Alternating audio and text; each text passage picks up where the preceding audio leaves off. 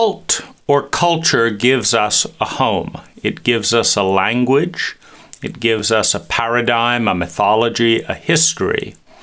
And if successful, the cult raises an infant to a grown-up period, say 25 or so. And at that time, there is enough language, enough ability to think and be conscious to turn the attention away from the cult that provided this initial foundation to a point of maturity where we critically analyze all of ourself and the cult and culture around us and reformulate. And there are a number of things that are useful in this journey, which in traditional cultures was an initiation into adulthood. You were not considered an adult, regardless of your age, until you had faced some of the most intense feelings in your being, until you had faced death and had a transcendent, transpersonal experience, which connected you with a sense of your role in the larger framework of being, the larger framework of reality. And from that point, you were in a position to be trusted because you were relinked with the larger ecology that the cult, the culture, had separated you from. And in that context, you could now bring something unique and valuably back to your culture. Now, various tribes throughout history, one can see an example of this in the movie The Emerald Forest, take teenagers, usually at a certain period of time, in a confrontation with the unknown, the feminine, death, the feminine,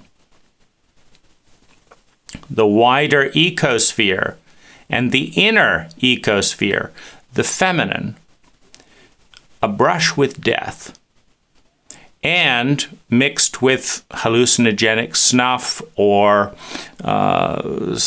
psychedelic mushrooms or ganja or some other substance, a dislocation from the current reality. So this is how it was done in tribal cultures throughout much of history.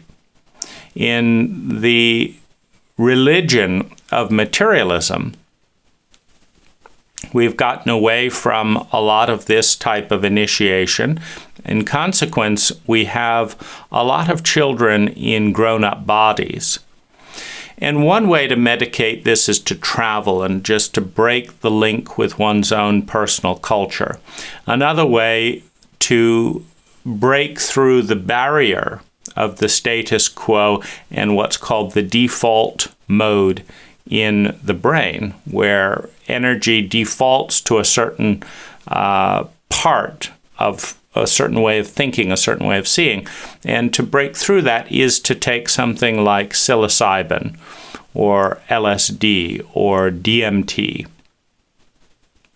Mushrooms and ayahuasca being the most trusted and natural substances to induce these states. But this was one thing to break through the default mode network in the brain and see things from a new perspective. So we have travel inside and out. But one of the things that we also can do is examine the way the cult dogma is insane. That part of the liftoff can be lessening the attachment to the status quo by examining just how intelligent each facet of the status quo actually is. And that's really where this circle has benefited me and may help prepare, unlock the bolts so that your particular booster of transcendence can let you leave orbit, understanding that what you're leaving behind is